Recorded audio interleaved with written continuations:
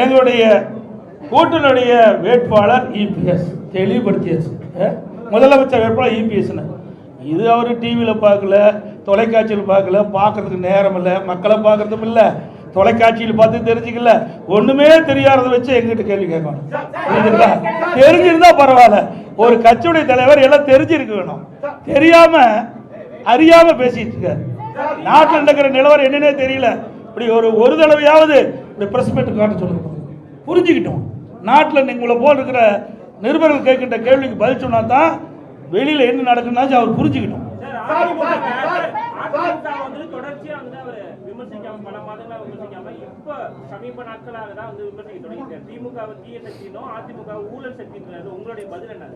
Sir ஊழல்னா என்னன்னு எனக்கு தெரியலையே.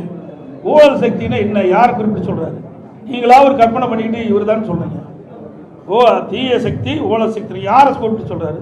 குறிப்பிட்டு சொன்னா தானே சொல்ல முடியும். எங்களெல்லாம் ஊழல் சொல்றதுக்கு வழியே கிடையாது. மாண்பு அம்மா அவர்களை ஏற்றுக்கிட்டார். ரோல் மாடல் அம்மா பேரை சொன்னாரா இல்லையா?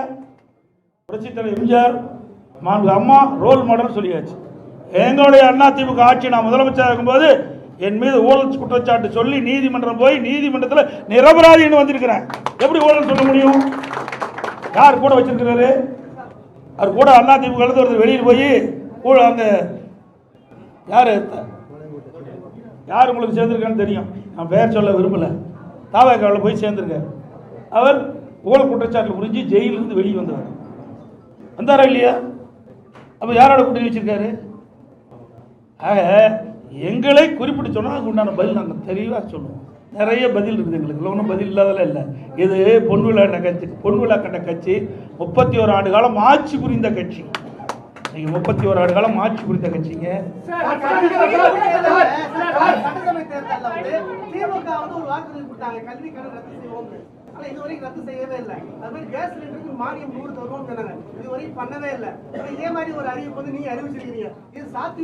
நாங்க சாத்தியமா இருக்கிற காரணத்துல தான் அறிவிக்கிறேங்க. இதை நீங்க கேட்கிற கேள்வி அங்க கேட்கணும், யாரும் கேட்கவே மாட்டேங்கிறீங்க. நானும் பல தடவை பார்க்குறேன் தொலைக்காட்சி நண்பர்கள்லாம், அவர் நடந்து போகும்போது முக்கியமான கேள்வி கேட்க மாட்டேங்கிறீங்க.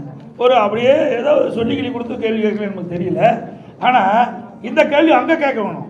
எங்களை பொறுத்த வரைக்கும் நான் கொடுக்கப்பட்ட வாக்குறுதியை பெரும்பாலும் நிறைவேற்றி கொண்டு தான் இருக்கிறேன். அதில் எந்த மாறுபட்ட கருத்தும் கிடையாது. எங்களுடைய தலைவர்கள் ஏற்கனவே எங்களுடைய தலைவர்கள் இருந்தார்கள், புரியுதுங்களா? இன்றைக்கு மாண்பு அம்மா அவர்கள் இருந்தாங்க, புரட்சித் தலைவர் எம்ஜிஆர் இருந்தாங்க. சொன்னது கொடுக்கப்பட்ட வாக்குறுதியை செயல்படுத்துகிறோம். மக்கள் நன்மை கிடைக்கக்கூடிய திட்டங்களையும் நாங்கள் அறிவிச்சாங்க.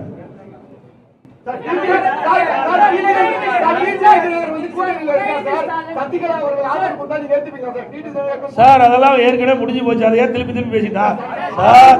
நான் ஏற்கனவே தெளிவுபடுத்திட்டேன். திருப்பி கீரல் விழுந்திருக்காடு மாதிரி கேட்காதீங்க. அதெல்லாம் ஏற்கனவே முடிந்து போன கதை. அதை திருப்பி பேச வேண்டிய அவசியம் இல்லை. உங்களுக்கு பத்திரிக்கை ஊடகத்துக்கு விறுவிறுப்பான செய்தி வேணும், அதனால சொல்றேன். இனி இது மாதிரி கேள்வி கேட்காதீங்க. நான் ஏற்கனவே தெளிவுபடுத்திட்டேன்.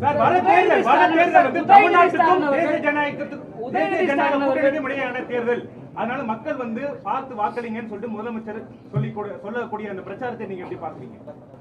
ஏற்கனவே நான் சொன்ன ஒரு பொம்மை முதலமைச்சர், திறமையற்ற முதலமைச்சர், ஒரு கட்சிக்கு தலைவராக இருக்கார் திமுக தலைவர். அதுவே ஒரு வேதனையான விஷயம் தான்.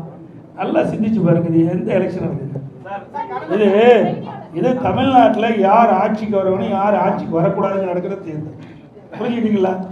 ரெண்டாவது, எங்களுடைய கூட்டணிக்கு தெளிவுபடுத்தியாச்சு. திருப்பி சொல்றேன், எங்களுடைய கூட்டணி அதிமுக தான் கூட்டணிக்கு தலைமை தாங்கும். அதிமுக எங்களுடைய கூட்டணி வெற்றி பெற்று அதிமுக ஆட்சி அமைக்கும். இதுக்கு மேல என்ன வேணும்?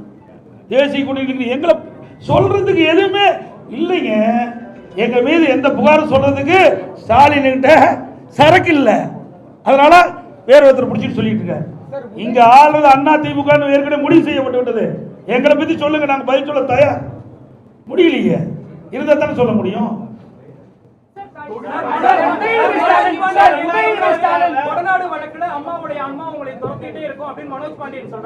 அதனாலதான் ஆன்மா துரத்தங்காட்டி தான் அங்க ஓடிட்டாரு.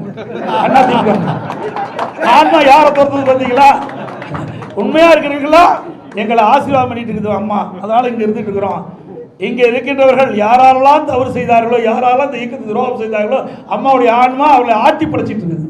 உதயநிதி ஸ்டாலின் அவர்கள் இந்த என்டிஏ கூட்டணியை பிளாக்மெயில் செய்யப்பட்ட கூட்டணி சொல்றாரு. உங்க கருத்து என்ன? அவங்களுக்கு ஒரு வாய்ப்பு கொடுங்க. ஏங்க அவங்க blackmail என்ன blackmail? ஒரு கோஆபரேஷன் ஒட்டுமொத்த என்டிஏ கூட்டணியுமே பாவம், ரொம்ப blackmail நாள் ஆல் கேட்டுட்டு செய்யப்பட்ட ஒருங்கிணைக்கப்பட்ட ஒரு கூட்டணி அப்படி. ஏங்க அவரு அதான் சொல்ற அவரு நினைச்சுக்கிட்டு கேட்கிற கேள்விகளை என்கிட்ட பதில் கேட்காதீங்க. அவரை தான் திருப்பி கேட்கணும். அதிமுக ஏங்க ஒரு தேசிய அளவில் இருக்கிற ஒரு கூட்டு கட்சிங்க. முதல்ல புரிஞ்சுங்க, தேசிய அளவில் இருக்கின்ற கட்சி தேசிய ஜனநாயக கூட்டணி நாட்டை ஆளுகின்ற கட்சி. புரியுதுங்களா? அந்த நாட்டில் இவர் இருக்கார், ஸ்டாலினும் இந்தியாவுக்குள்ள தான் இருக்கிறார். தமிழ்நாடுங்கிறது ஒரு மாநிலம் தான். பல மாநிலங்கள் ஒன்றாக இணைந்து அந்த மாநிலத்தில் ஆட்சி புரிகின்றவர் தேசிய ஜனநாயக கூட்டணி. அவர் இந்தியாவில் மறந்துட்டு பேசுறார், வேற மாநிலத்தை மேல நாட்டில் இருக்க மாதிரி பேசிட்டு இருக்காரு. புரிஞ்சுட்டு அவரு இந்த நாட்டில் இருந்துகிட்டு இருக்காரு. ஏன் அடிக்கடி கடிதம் எழுதுறாருல்ல, மீனவர் காணால் போனால் கடிதம் எழுதுறாருல்ல, எதுக்கு எழுதுறாரு? அந்த அதிகாரம் யார்கிட்ட இருக்குது? மத்திய அரசாங்கத்தான் இருக்குது. வேண்டுமென்றே திட்டமிட்டு பேசுவதற்கு ஒன்றும் இல்லை. அதனால இப்படிப்பட்ட அவதூறு பிரச்சாரத்தை பரப்பிட்டு வர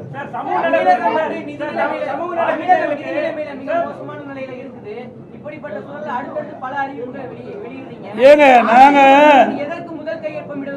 ₹1 வருமானம் இல்லாத போதே ஆட்சி செய்த கட்சிங்க அதிமுக கட்சி. கொரோனா காலத்தில் எங்களுக்கு என்ன வருமானம் வந்தது? ₹1 வருமானம் கிடையாது அரசாங்கத்துக்கு.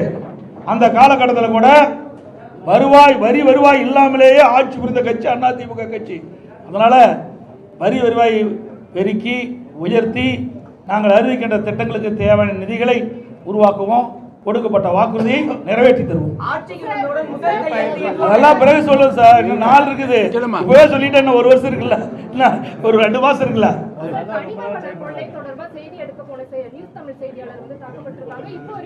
அதாவது எங்களுடைய கட்சி சேர்ந்தவர்கள் தாக்கப்பட்டவர்கள் நேரடியாக போய் ஆறுதல் சொல்லிட்டு மருத்துவமனைக்கு நேரடியாக போய் எங்களுடைய இயக்கத்தை சேர்ந்தவர்கள் அந்த பாதிக்கப்பட்ட நிருபரை சந்தித்து ஆறுதல் கொடுத்துட்டு இருந்தாங்க.